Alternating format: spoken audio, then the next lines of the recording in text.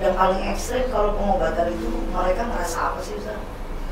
Yang paling ekstrim ya, yang pernah saya temui itu 2 kasus yang menarik, yang secara fisik ya. Kalau secara medis, saya kira itu hipokondriasis.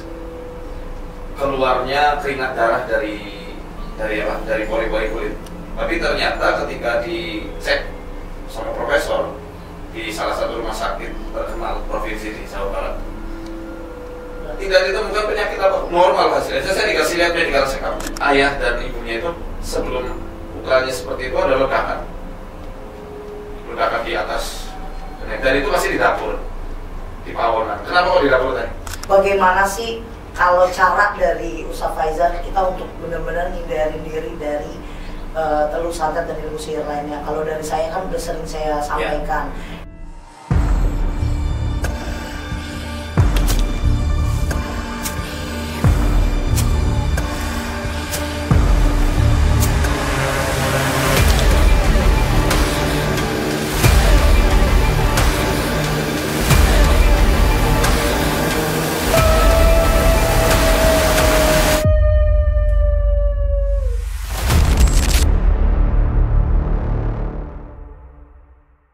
Assalamualaikum warahmatullahi wabarakatuh, sahabat bisnis, kumaha daramang.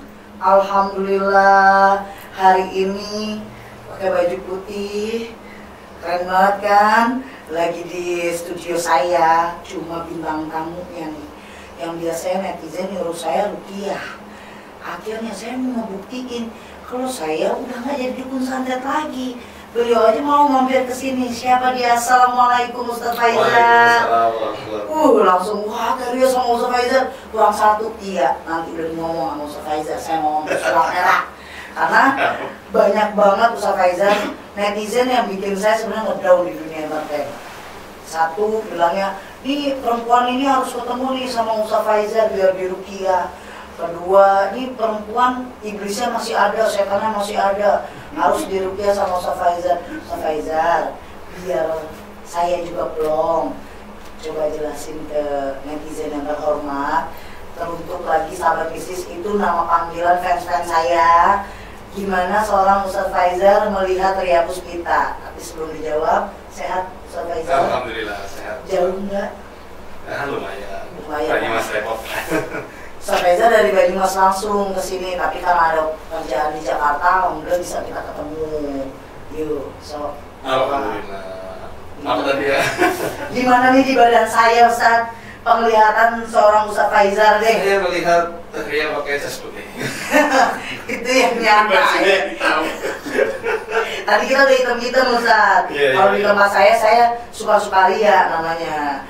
Ya terserah saya mau pakai blazer apa, kalau di luar nggak pantes. Oh iya, blazer kok, jas. Ya, tetap harus pakai blazer hitam. Gimana? Ya kalau omongan netizen nggak usah dianggap sih kalau menurut saya, karena dunia entertain masih memang resikonya itu ya omongan-omongan netizen. Mau itu ngomongin kita kontennya edukasi pun pasti akan tetap ada yang namanya hujatan, ada yang namanya hal-hal yang negatif. Ada yang karena iri, ada yang karena dengki, ada yang memang karena nggak senang gitu kan. Ya wajar lah, biarin aja. Tapi kalau penglihatan Ustaz Faizal gimana dalaman nih? Dalamannya? Dalam yang di belakang aman ya? Ya untuk hal itu nanti kita harus ruqyah mungkin. Itu dia. Saya memang ada kepengen tuh Ustaz, pengen pembuktian ke netizen, tapi nanti saya pengennya saya datang ke Banyumas. Intinya kan sebenarnya gini, kalau Ria kan selama ini siar untuk edukasi masyarakat ya, supaya tidak latah sama yang namanya santet atau sihir, dan sudah benar-benar hijrah meninggalkan dunia mistisnya, kan dunia lamanya yang berkecimpung dalam dunia hitam. Kalau memang itu benar-benar sudah ditaubati secara taubatan nasuha, ya insya Allah nggak akan ada di layar dimensi iblis, dimensi setan ini. Iya, yang intinya harus benar-benar mengedepankan atau memperjuangkan kalimat tauhid, itu yang paling penting. Jadi kalau netizen kan kadang nggak paham ruqyah itu sebenarnya itu apa sih. Ruqyah itu kan bukan buat pembuktian-pembuktian, bukan buat istilahnya, bukan buat show, tapi memang untuk pengobatan, menghidupkan sunnahnya Kanjeng Nabi Muhammad SAW. Ya kadang-kadang saya di tag di postingan apa, misalnya ada yang berkaitan dengan ketidaksetujuan masyarakat terhadap kebijakan pemerintah, nanti saya di tag, rukyah dong ini gedung anu misalnya. Saya ini mesti dipahami betul-betul bahwa rukyah itu bukan untuk coba-coba, apalagi untuk bahan apa ya, candaan gitu. Ada orang biasanya buat olok-olokan, buat canda-candaan itu. Seakan-akan kalau orang di rukyah itu dia itu pasti kesetanan, padahal belum tentu. Karena penyakit biasa pun bisa di rukyah. Oh, bisa. Contohnya? Apapun. Karena Ibunda Aisyah radhiyallahu anha itu dalam hadisnya Bukhari, beliau menuturkan begini, ketika ada orang yang datang ke Rasulullah mengeluhkan suatu penyakit, pasti langsung diusap sama Rasul. Diusap sambil dibacain doa atibil ba'saraban nas wasfi antas syafi la shifa illa shifa ushifaan la yughadiru saqaman. Hilangkan penyakit ini wahai Tuhan sekalian manusia, sembuhkanlah dia, engkaulah sang penyembuh, tidak ada kesembuhan melainkan kesembuhan dari engkau, sambil ditiup. Ini kan rukyah. Nah, jadi semua penyakit hakikatnya bisa dirukyah. Cuma apakah cukup dirukyah saja atau enggak? Ini kan ini harus harus dilihat. Kayak gimana nih? Harus dibawa ke ranah psikologis kan? Atau ini memang penyakit yang secara klinis memang bisa dibuktikan secara medis, atau memang gangguan-gangguan metafisik. Nah itu, nah, nggak ada salahnya Ria, saya dan semua masyarakat melakukan rukyah. Misalnya, oh ini diabetes memang gulanya tinggi, rukyah aja nggak apa-apa. Karena rukyah mindsetnya itu kalau di rukyah, berarti kena santet nih. Iya, kena setan. Kena setan. Misal Ria di rukyah, berarti dia kesehatan, enggak mesti. Saya sendiri sering merukyah mandiri. Kadang minta istri saya merukyah saya, tim saya juga saling merukyah satu sama lain. Bukan berarti kita kesehatan Anda, tapi istilahnya apa? Mungkin recharge energi gitu. Iya, betul. Recharge energi ya, betul. Kalau rukyah mandiri ya, saya juga melakukan untuk recharge juga. Ya memang hakikatnya memang kembali kepada Quran gitu. Kembali kepada mengingat Allah eling gitu. Di pembahasan harian sering membahas itu ya. Kita harus eling merokok ihsan namanya, sehingga seakan-akan kita ini benar-benar lagi melihat Allah, supaya kita tuh tenang hatinya ya. Yang paling baik untuk ihsan itu adalah dengan baca Quran. Jadi jangan istilahnya netizen orang dari masih ada jinnya, atau dari mana itu dari mana, misal kalau tahliah dibilang masih ada jinnya kan gitu. Kadang mereka itu membaca mantan dukun santet seakan-akan masih melakukan. Iya. Nah, masa iya orang mantan dia narapidana, dia sudah keluar, dia kan menceritakan saat dia di penjara gimana. Bukan mantan narapidana berarti dia masih di penjara, gitu. Cuma emang orang Indonesia kadang-kadang agak aneh. Minim literasi, malas baca. Tadinya saya suka iseng bacain komentar, kalau sekarang udah malah takut malah saya yang down, malah banyak orang yang butuh saya, kasihan. Yang butuh saya kan bukan cuma orang-orang yang nggak kenal, anak saya butuh saya, suami saya butuh saya, takutnya saya down, saya sakit, apalagi saya punya asam lambung yang parah, GERD saya parah, nanti saya kambuh gitu. Kan masalahnya itu mood kita jadi hilang, ya kan? Saya dulu pernah di awal-awal channel kami naik, sudah mulai 1 juta lebih itu banyak kan haters. Ya biasa lah kucingin, dicari-cari kesalahan, di framing yang enggak gitu. Dibilang peramal karena macam fisionomi pakai tangan, kesehatan dan sisi psikologisnya. Dia dibilang macam-macam. Tadinya saya reaktif sekali, sampai mengadakan debat terbuka itu. Tapi habis itu saya malah dapat pelajaran berharga.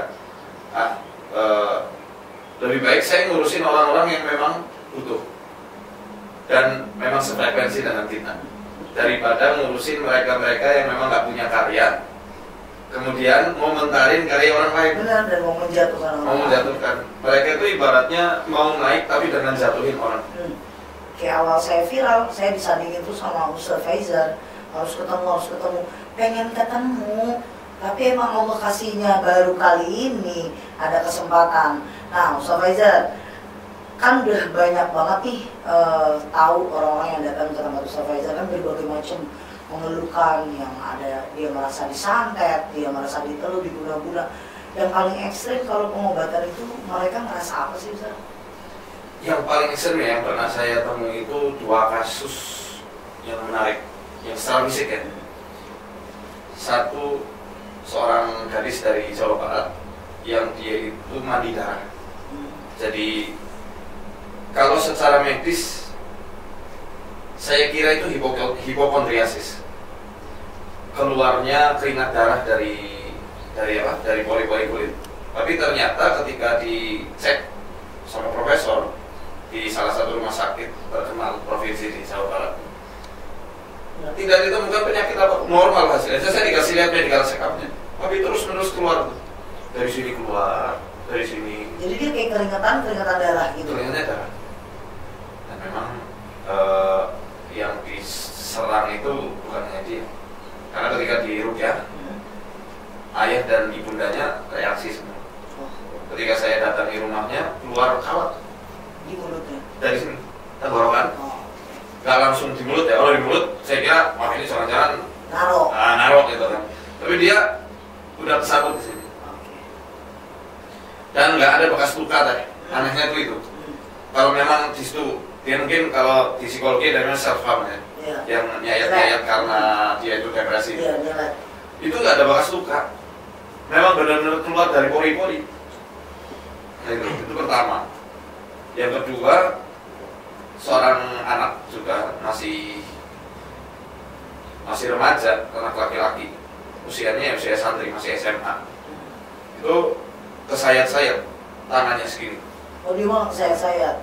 Ya, saya kira sayat, tapi ketika saya undang ke studio, saya lihat dengan seksama, itu bukan sayatan. Karena kalau sayatan pasti lukanya itu luka terbelah. Kalau ini? Itu luka melepuh. Kan beda luka melepuh sama luka sayatan kan. Kayak kena tomcat, nah santet kan. Sir-sir kan. Bener. Iya kan? Bener. Sir-sir yang pakai udara itu biasanya kan. Itu saya lihat, wah ini melepuh. Mirip orang kena tomcat kan. Iya, yang serang dari kecil itu. Nah, menariknya itu, kalau memang itu karena tomcat ya, atau mungkin psoriasis, apa namanya itu yang penyakit kulit itu. Itu kenapa bentuknya itu tertib gitu loh, tertib. Oh, dia nggak yang jendol gini enggak. Nah, jadi dia rata. Dia rata. Kayak orang berbaris jadi ya. Amin ya. Kayak nyayatnya kayak disayat. Saya kira memang itu sayatan tadinya. Pas saya lihat, oh bukan ini, bukan sayatan, melepuh. Lukanya lepuh terus. Kalau pas keringnya itu jadi ngoreng-ngoreng gitu kan. Itu ketika diruqyah di rumahnya ya memang reaksinya unik. Apa kalau dia reaksinya? Semacam kayak ngamuk, muntah-muntah gitu. Tapi menariknya teh, ini hubungan sihir sama psikologis ya. Pas dia itu habis diruqyah, dia merangkak ke arah etalase, suatu etalase. Saya lihat loh, etalasenya isinya mainan. Saya nanya ke ayahnya, ini mainan siapa Pak? Mainan adiknya. Mainan ini masnya di mana? Nggak punya. Jadi di situ kayak saya baca di alam bawah sadarnya itu dari diagnosa lidah sama tangan, kelihatan bahwa ini dia kayak merasa diperlakukan tidak. Nah, atau orang tuanya sayangnya luar biasa, tapi mungkin persepsi anaknya merasa kok dibedakan, nggak merasa dapat perhatian full. Iya. Nah, mungkin karena waktu di podcast saya itu kan kemarin Ria bilang kalau mungkin yang dituju itu bapaknya, tapi bapaknya kuat, salah satu anggota keluarganya ada yang lemah, itu yang kena. Yang kena, salah satu yang lemah. Kemungkinan besar itu yang kena.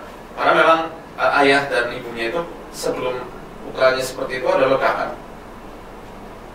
di atas, dan itu pasti di dapur, di pawonan. Kenapa kok di dapur tadi?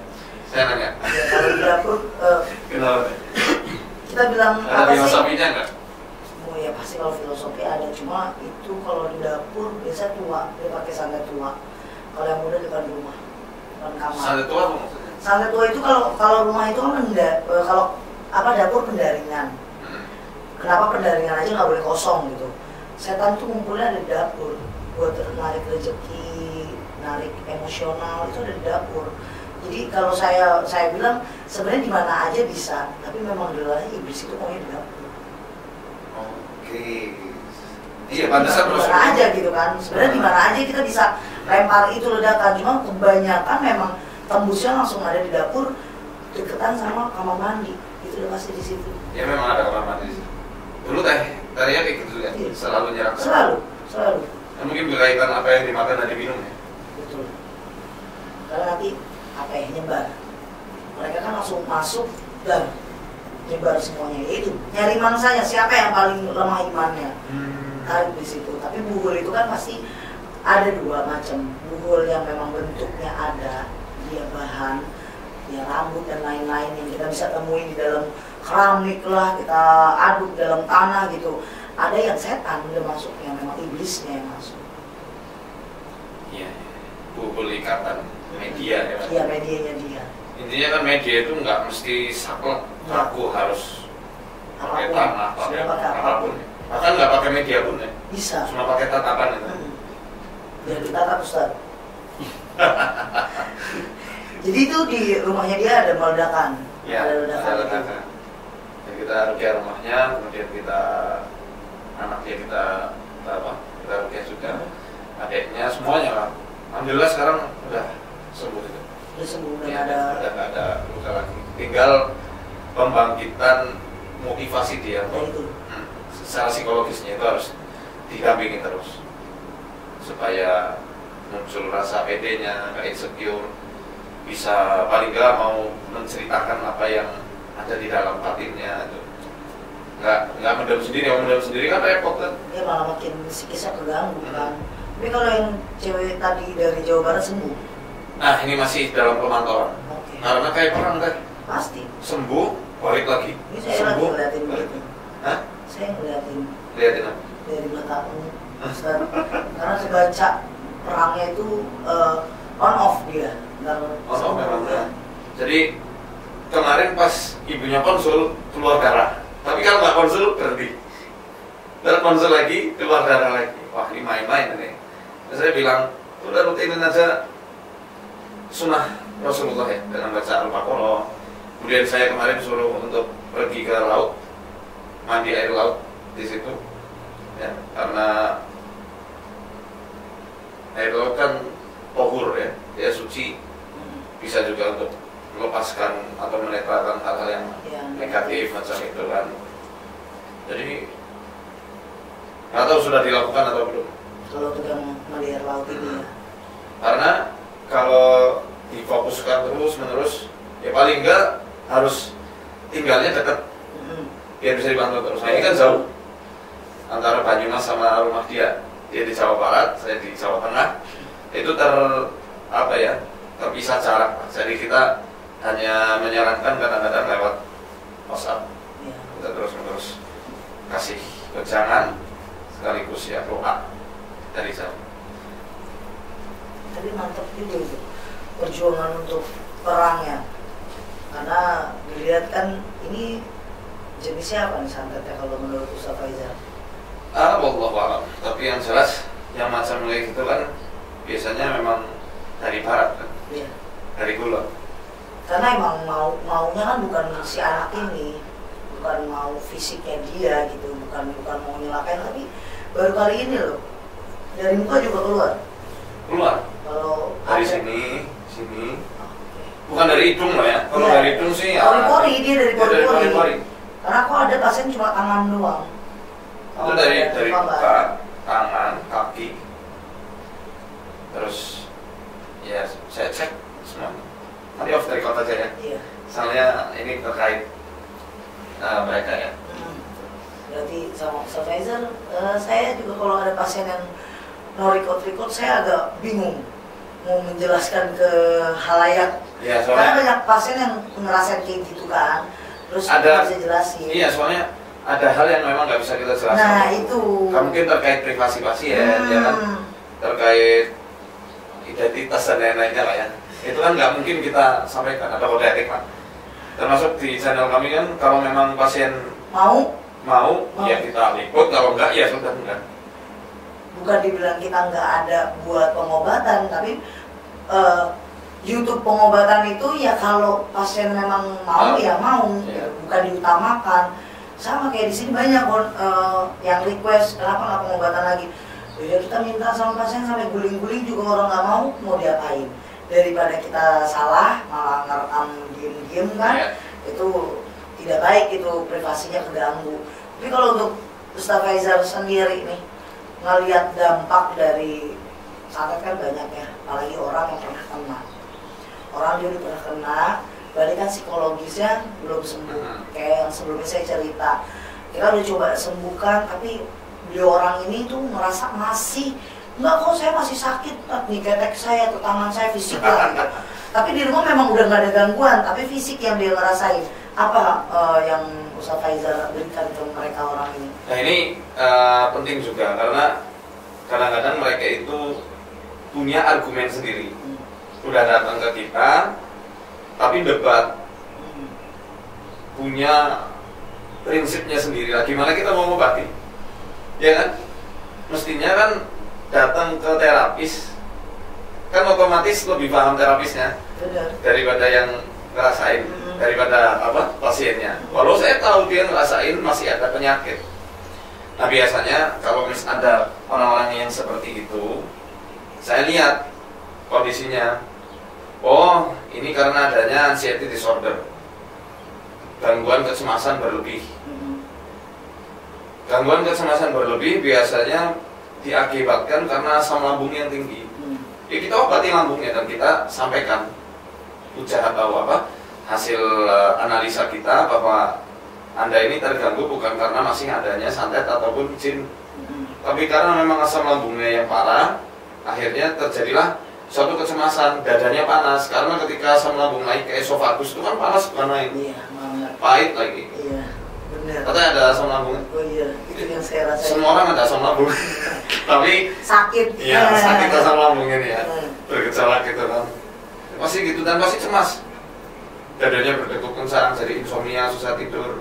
Ya kita kasih herbalnya, kita kasih obat, kemudian kita tenangkan, kita pahamkan sekali lagi ini bukan sihir, ini bukan gangguan jin, tapi memang karena gangguan kecemasan. Kadang-kadang kita lihat juga dari emosi negatifnya dia. Ini kira-kira orangnya tipenya apa nih? Introvert atau ekstro atau ambivert? Biasanya yang rata-rata ada gangguan-gangguan parah itu yang nggak pernah mau cerita masalah. Ya introvert sekali, karena rumus Quran sudah jelas bahwa orang yang selalu diganggu setan itu adalah orang yang pertama menjadikan dia sebagai sekutu. Yang kedua, dia punya penyakit hati dan hati yang keras. Ya, ini yang selalu saya sampaikan, Al-Hajj ayat 53. Karena orang bersekutu sama setan sedikit, tapi orang yang punya penyakit di dalam hati dan hati yang keras itu banyak. Al-Hajj ayat 53. Penyakit hati kan bukan perkara dengki, iri, takabur, ujub ya, riya dan lain-lainnya. Bukan ria. Artinya beramal cuma pengen diuji orang gitu kan. Nah, bukan hanya itu, trauma, sakit hati, kecewa, dendam dan lain-lain ini kan penyakit hati. Makanya ketika masih ada penyakit ini, ya itu masih berada di layarnya setan. Istilahnya dia masih berada di kesadaran basyariahnya, biologisnya, kesadaran yang reaktif. Hati yang keras, hati yang nggak mau melembutkan ya tentu kamu nggak diuji kayak aku sih. Ya. Makanya kamu cuma bisa ngomong aja. Nah, itu tuh salah satu indikasi kekerasan dalam hati. Makanya saya selalu menyampaikan kalau memang benar-benar mau lepas penyakit-penyakit batinnya tolong di netralkan. Yuk kita netralkan bareng-bareng. Ya kita kasih pemahaman-pemahaman dalil-dalil agama, keutamaan bersyukur ya kalau misalnya dia nggak terima dengan takdir, keutamaan ridho, keutamaan memaafkan orang lain, keutamaan misalnya memfokuskan rasa takut ini sama Allah, keutamaan yakin bahwa hari esok itu pasti sudah dijamin sama Allah. Itu selalu kita kuatkan dari sisi itu. Biar apa? Biar dia itu bukan fokus ke jinnya, bukan fokus ke gangguan gangguan di fisiknya dia gitu. Diri dia. Tapi fokus gimana caranya aku nih menggapai ridhonya Allah. Itu terpenting. Banyak, masih banyak banget yang udah kayak misalnya kita tuntun pun enggak teh, ini masih loh, aku masih, ini ketekku sakit atau kakiku masih sakit, ini sakit. Padahal saat dia datang beneran nggak ada, kosong gitu. Terus sampai kita kasih kayak yuk nih herbal ini, coba rebusin daun ini minum. Enggak, oh mindset otaknya udah rusak. Ya misal sakit di area ketek, di ketiak atau mungkin di mana lah, itu kan bisa jadi karena ada disposisi di tulang belakang, harus direposisi itu. Jadi ada hal yang misal di pelikatnya ini, yaitu kesetit ya biasanya, atau mungkin di tulang torakannya ada masalah karena mungkin pernah jatuh atau kebiasaan hidup, cara duduk yang kurang benar misalnya, itu kan cara tidur yang mungkin bantalnya terlalu tinggi, itu juga mempengaruhi. Kalau saya bilang sih kebiasaan. Sebelumnya kan sakit di situ, terus mulai urut kanan urut kiri, pakai ini pakai itu kebiasaan yang harusnya udah dilepasin setan ya, bahasanya sehat, udah harusnya sehat. Tapi kan keterbiasaan itu harus dihilangin pelan-pelan. Ya kayak anak kecil aja belajar jalan kan pelan-pelan, apalagi ini gitu. Tapi saya tertarik sama omongan tadi Ustaz Faizal ya, orang yang punya masalah hati itu kadang malu sih nggak ngerasain jadi gue. Saya pernah itu Ustaz. Yeah. Saya pernah yang lu nggak ngerasain punya ibu kayak gue, lu nggak pernah ngerasain jadi gue. Tapi lama-lama kesini saat anak saya mulai besar, terus saya sama suami kemanapun kerjaan ditemenin, udahlah nggak mau mikirin yang lain. Saya pikirin aja anak saya. Saya pikirin gimana mental anak saya.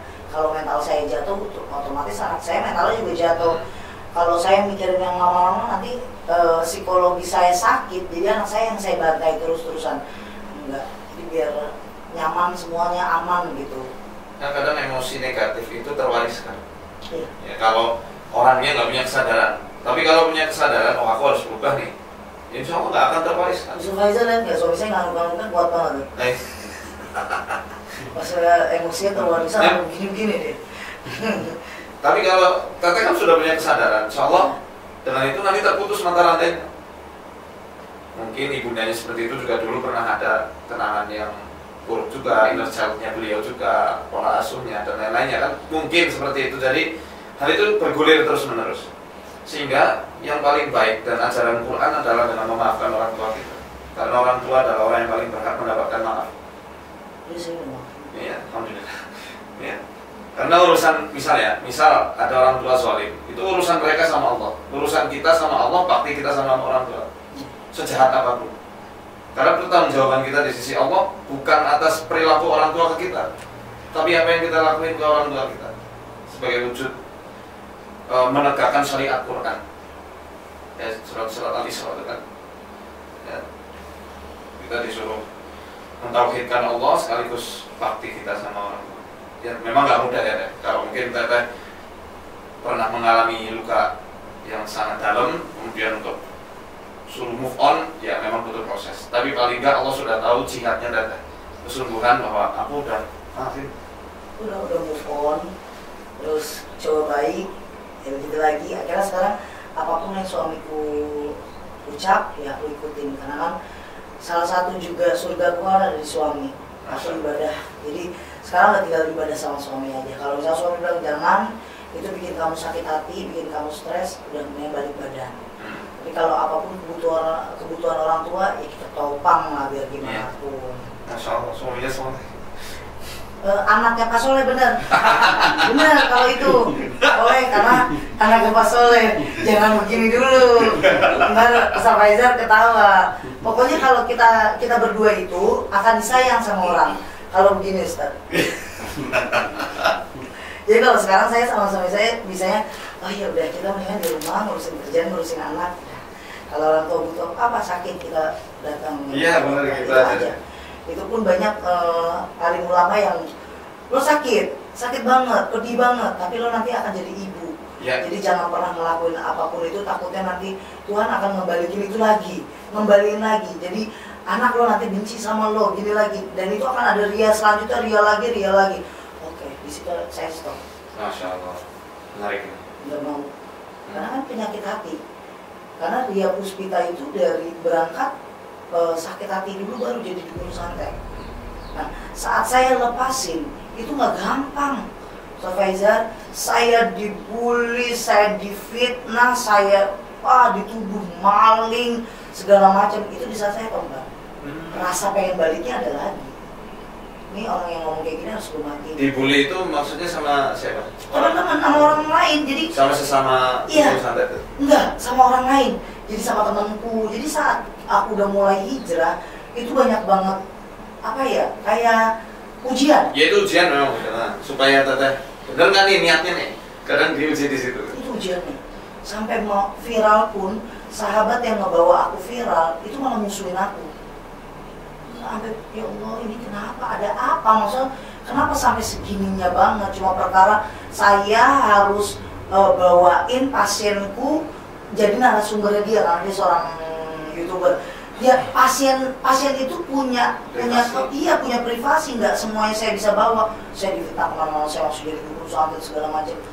Dan orang kalau punya otak, lo yang bawa gue biar ceritain masa lalu gue, tapi lo juga yang nyampein ke orang-orang kalau masih jadi dukun santet. Saya diem. Iya. Diem. Karena kalau saya kurang iman, balik lagi mendingan Ustaz. Saya punya rumus berdasarkan rumusnya Rasulullah, kesembuhan orang itu ketika dia ridho terhadap takdir Allah. Ridho Allah sebagai Tuhannya, ridho Rasulullah sebagai Rasulnya, ridho Islam sebagai agamanya, dia sembuh. Itu kuncinya di situ. Tapi kalau yang sihir betulan, ya saya mengatakan ini setannya mengganggu dari celah ini. Supaya beliau itu enggak, ini sihirnya diperbaharui, itu repot. Bukan gitu kan, tukang santet? Dia nyantetin dulu kan? Bener. Teror psikisnya dulu kan? Iya, teror dulu, teror. Makanya apa yang ucap sama Ustaz Faizal, boleh nih kalau yang udah pernah ke rumahku pasti ngehin. Kalau saya juga nggak mau begitu. Maksudnya kita kasih tahu satu, kalau kita ngedompleng dia, lo kena santet, ini yang santet, dia yang santet.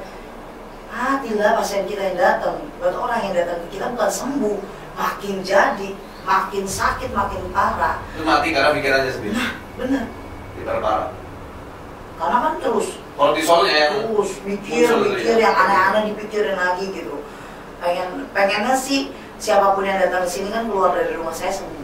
Semuanya kan pengennya itu. Sumringah. Nah, kalaupun nggak sembuh yang penting dia bisa survive. Nah, kita kasih pancing, bukan kasih ikan. Ajarin itu, karena ada kok, saya juga nanti off recordnya ada, saya mau curhat sama Ustaz Faizal. Saya punya pasiennya udah kayak keluarga sendiri di daerah Sumatera itu. Dia ke spiritualis yang ternama dan terkenal di jagat Indonesia. Ternyata cuma diuangin habis sampai 300 juta. Sembuh kagak. 300 juta. Saya bilang gitu, lumayan itu ya. Saya gitu, lumayan, kontrakan di Depok dapet. Sampai sembuh enggak. Karena ada hal yang terkenal banget. Ada hal yang paling aneh yang dia ngerasa aneh gitu. Dia punya usaha, nanti kalau udah 3 bulan datang lagi, sedangkan yang datang ini bayarnya sekali datang ketemu 30 juta. Enak betul. Jadi keluarganya mereka langsung mikir, wah kalau gue datang terus ke sana berarti uang yang kita kumpulin 3 bulan buat dia lagi, uang yang dikumpulin 3 bulan buat dia lagi.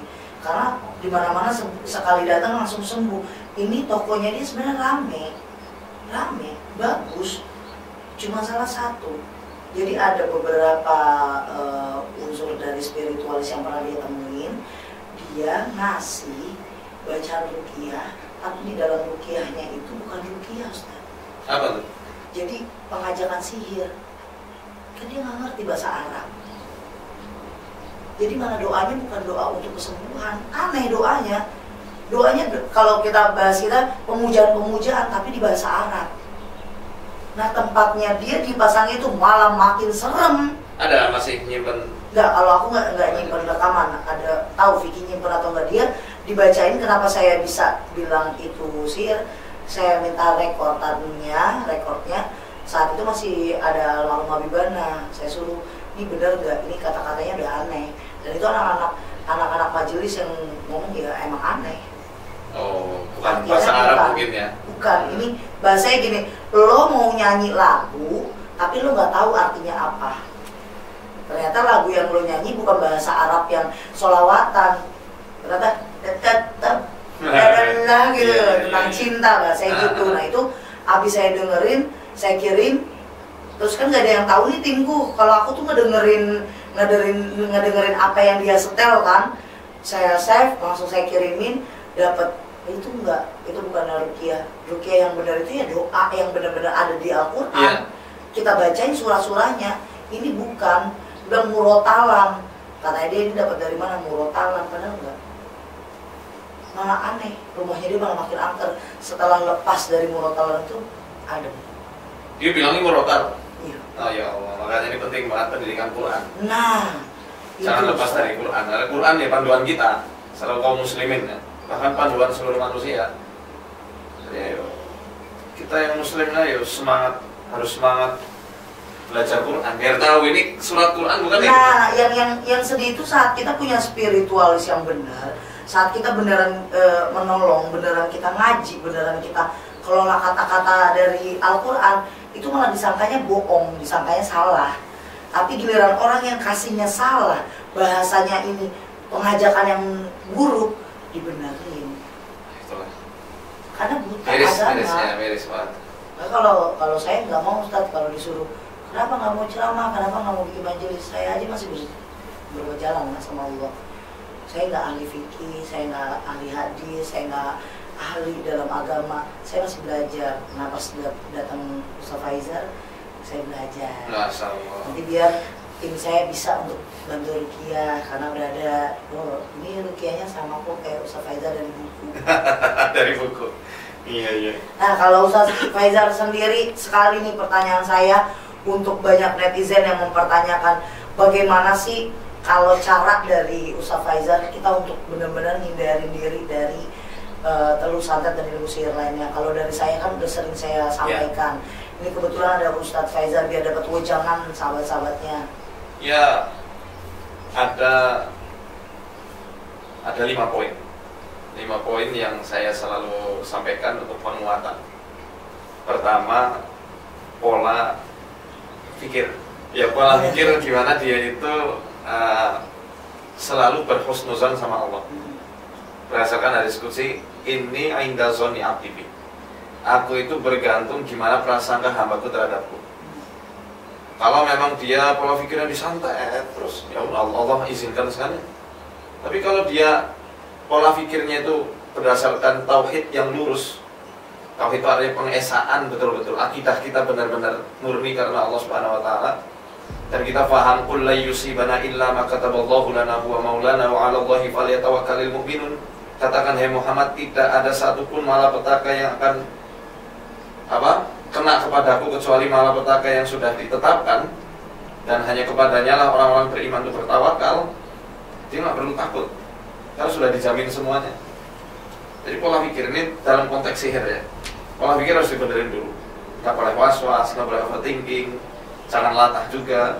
Kemudian pola makan, ini penting juga.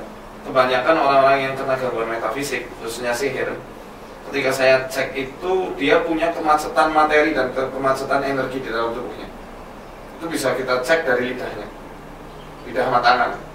Ini macet energinya, macet materi-materi yang ada di dalam tubuhnya itu. Karena lembabnya tinggi banget. Ya kalau dalam prinsip tibu nabawi atau pengobatan ketimuran di dalam TCM ya, dari soal Chinese medicine itu sudah dikatakan ada yang namanya lembab, dingin, panas, dan kering. Nah, kebanyakan lembab dingin, lebih mengarah dia tuh banyak dahaknya di dalam tubuh. Dingin juga karena energinya jarang tersalurkan, karena dia mungkin jarang olahraga, jarang jarang sorry ya. Nggak, suami saya tapi ngangguk-ngangguk aja. Kayaknya dia ngerasa deh. Dia nggak pernah, maaf sekali ini, berjima. Berjima apa? Hubungan intim suami istri karena dia menjomblo lama. Kan jadi dingin itu. Jadi dingin waktu. Ya makanya pentingnya nikah itu untuk itu. Untuk itu. Makanya kalau ada kiai, ada ulama, ada ustadz mengatakan, nih coba sambil berobat dan nikah sama peruqyah atau nikah sama yang terapis. Nah, iya. Kemudian kita juga kadang kan mungkin Teh Ria lihat pengobatannya Mbak Anggi, saya kasih kambing. Kenapa kasih kambing? Karena kambing itu kan dagingnya itu hangat, panas. Bumbunya marok, pas banget itu untuk mengalirkan energinya. Jadi pola makan itu penting. Al-Quran mengatakan ya ayuhan nas kulu mimma fil ardi halalan thayyiban wa la tattabi'u khutuwati syaitan innahu lakum aduwwun mubin. Sekalian manusia, makanlah makanan yang di bumi yang halal dan thayyib. Halal, thayyib itu artinya bagus. Bagus buat badan kita, bagus buat jiwa, bagus buat akal. Sekarang banyak makanan halal tapi nggak thayyib. Junk food dan yang lain-lain lah, banyak lah. Itu kadang kita hindarkan dulu ke para pasien-pasien, apalagi yang buat pengobatan yang sihir ya, atau untuk menghindarkan diri. Dari situ kita kasih resep-resep itu ya, penyeimbangan antara protein hewani dan nabati itu penting. Nah, kemudian cara ngunyah pun ya, adab-adab dari Rasul, ketika adabnya ini dilakukan dengan betul, sihir itu sama masuk. Kayak misalnya ngunyah makanan 30 kali, itu juga penting. Dan itulah cara makan kurma ajwa yang benar, kunyah dulu 30 kali. Kalau sudah lumat, taruh di bawah lidah sebentar, habis itu baru ditelan. Itu sampai 7 butir. Kok kurma ajwa? Ya karena Rasul bersabda, man tasabbaha bi sab'i tamaratin ajwa, lam yadurruhu dzalika al-yawm summun wala sihr. Siapa yang berbagi hari dengan makan 7 butir kurma ajwa, di hari itu dia tidak akan kena racun maupun sihir. Jadi benar yang kemarin Teh Ria bilang kan, detox dengan pola makan. Dengan itu dari caranya. Kalau jadi lembab dingin biasanya.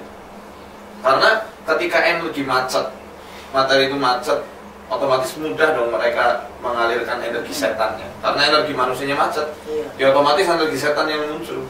Dari yang ketiga ya berarti ya, dari pola mikir, pola makan, pola gerak. Pola gerak itu penting karena dia berkaitan juga dengan metabolisme. Kemudian di Quran itu surat Anfal ya, surat Anfal ayat 60, Allah di situ berfirman, wa a'iddu lahum mastata'tum min quwwatin wa min ribatil khayli turhibuna bihi aduwallahi wa aduwwakum wa akharina min dunihim la ta'lamunahum Allahu ya'lamuhum. Persiapkanlah untuk menyongsong mereka, persiapan jihad, min quwwah dengan bermanah, wa min ribatil khayl berkuda, yang dengan itu kamu bisa menakut-nakuti musuh Allah, musuhmu yang terlihat, yang kamu ketahui, dan musuh yang tidak kamu ketahui. Tapi Allah mengetahuinya. Nah, dalam tafsiran musuh yang tidak kamu ketahui ini, ada beberapa referensi tentang tafsirannya. Ada yang mengatakan adalah orang munafik, kalau orang munafik adalah musuh dalam selimut, atau jin fasik yang suka mengganggu manusia, atau jin fasik yang suka membantu orang kafir dalam memerangi kaum muslimin. Jadi ternyata takut mereka ketika ada orang yang bergerak, berkuda, memanah melatih fokus, berkuda melatih jiwa. Sehingga jin itu sebenarnya gentar ketika seorang muslim itu kuat secara fisiknya. Karena tentu ketika fisik itu kuat, energinya mengalir, mereka kesusahan untuk menggelontorkan energi setannya itu. Jadi ada istilah begini di dalam filosofi Jawa ini ya tadi ya. Orang yang kebanyakan olah rasa atau olah pikirnya kebablasan dan olahraganya tidak seimbang, ya, hanya olah rasa dan olah pikir saja, pasti dia akan terjebak pada halusinasi dia. Maka ketika dia terjebak dalam halusinasi pikirannya ini, olahraganya harus dinaikkan supaya seimbang itu semuanya. Maka dari itu penting, walaupun cuma jalan-jalan 30 menit setiap harinya, 6.000 langkah setiap hari, itu bagus di waktu duha. Itu untuk pencegahan kan? Karena benar kan, orang yang disantet, orang yang mudah disantet, pasti orang yang fisiknya lemah, ya kan? Jadi kita harus kuatkan dulu di situ untuk pencegahan. Yang ke berapa tadi? 4 ya. Tadi apa baca? Pola pikir, pola makan, pola gerak, pola tidur. Pola tidur. Paling enggak tidur jangan sering begadang. Orang yang sering begadang dia lagi minjem masa tuanya, jadi memperpendek umur. Kalau begadangnya itu yang tidak baik. Memperpendek umur ini di sini bukan menyalahi takdir ya. Maksud saya akan banyak timbul penyakit di situ. Karena ketika kita tidur paling enggak kita tidur tuh maksimal banget jam 11 lah, udah harus tidur. Karena jam 11 itu waktunya organ liver ini bekerja untuk menetralisir racun, kemudian juga membakar ya semualah yang ada dalam tubuh kita ini, mengolahnya menjadi energi di pagi hari. Kalau itu tidak dilakukan, sering banget begadang tanpa kejelasan, itu nanti akan melemahkan fisik, melemahkan jiwa. Subuhnya kesiangan, ketika subuh kesiangan pasti kondisi jiwa akan buruk. Dan di saat itu sihir mudah masuk. Iya kan? Makanya orang ketika nyantet, orang ketika nyihir atau korban-korban sihir pasti dia mengalami insomnia. Iya. Iya kan? Dan malam juga kita waktu yang ngerjain lagi. Waktu yang ngerjain mereka. Tapi memang tukang santet itu jarang tidur malam ya? Jarang. Tapi sampai sekarang juga jarang tidur saya. Wah, harus ditidurin. Wah, Mas Suami. Kode.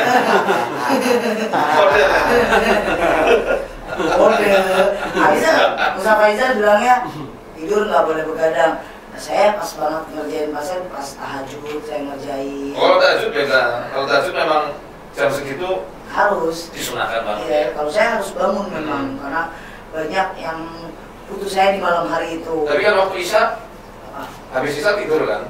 Enggak juga sih. Oh. Malamnya jam 11 biasanya jam 11 jam 12. Tidur. Yang penting ngarep kan, yang penting tidur dulu. Baru ya. bisa lanjutin karena kalau nggak tidur kan nggak bisa. Betul. Jadi harus tidur. Itu. Jadi tidur itu penting. Rasulullah itu kalau habis Isya beliau nggak terima tamu. Ya karena memang untuk istirahat supaya bisa bangun malam gitu kan. Nah yang kelima nafas.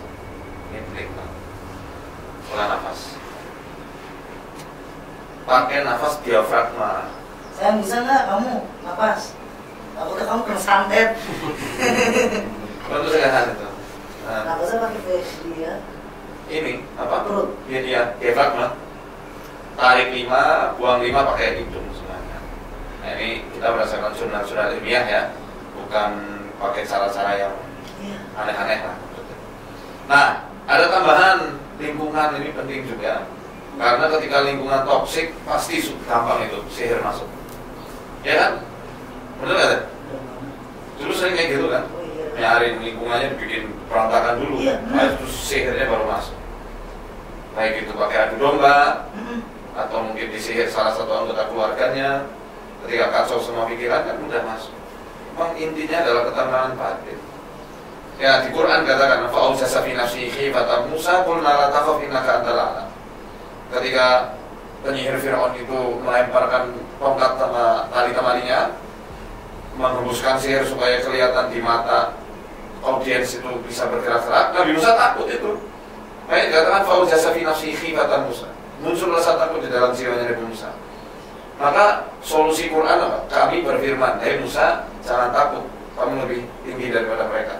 Kan inti dari itu kan melahirkan sifat optimisme dan juga harus kuat keyakinan kepada Allah dan yakin bahwa sihir itu lemah. Setuju kan? Setuju banget. Sihir itu lemah. Setuju. Santet apapun itu lemah karena Allah itu maha kuat dan maha kuasa. Itu paling penting buat menghindarkan diri dari serangan-serangan sihir, santet atau yang lain.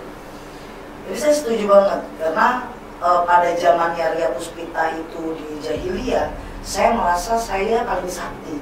Tapi ternyata Tuhan mengentaskan semuanya, saya nggak bisa apa-apa. Oh iya, dulu ketika Teh Ria masih berkecimpung dalam dunia hitam, untuk mengupgrade keilmuan pakai apa? Kalau untuk yang santet telur guna-guna, biasanya ada kita makan janin. Janin siapa? Janin orang apa janin bayi orang. Maksudnya punya orang lain gitu? Orang lain, kita makan. Nah itu yang dapat terimanya dari guru saya. Guru saya itu punya adiknya ini terkenal lah jadi dukun aborsi. Aborsi. Ya Allah. Itu memang dari beliau. Dia main di sop apa dia? Makan mentah-mentah, masih ada darahnya. Terus kalau ditanya tiap bulan, misalnya kan kita berendam selama 41 hari itu. Menstruasi emang nggak batal. Kita harus garis bawahi, orang ilmu hitam itu butuh darah mens. Tapi kalau kita udah di ilmunya Allah Subhanahu Wa Taala, ya menstruasi itu adalah bonus kita untuk berhenti beribadah gitu. Nah kalau di ilmu hitam setiap bulan saya akan nyaring menstruasi saya di batok kelapa itu untuk dilumurin di badan saya, sisanya untuk makan. Untuk apa? Biar persetubuhan saya dengan iblis itu nyatu dan lebih kuat lagi.